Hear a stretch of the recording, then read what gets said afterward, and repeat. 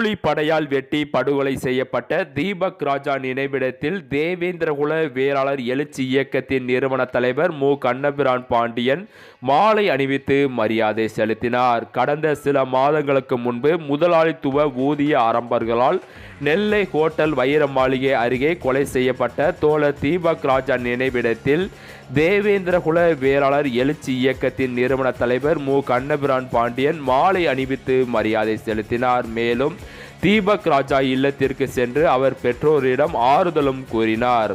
இந்த நிகழ்வில் தேவேந்திரகுல வேளாளர் எழுச்சி இயக்கத்தின் முக்கிய நிர்வாகிகள் கலந்து கொண்டனர்.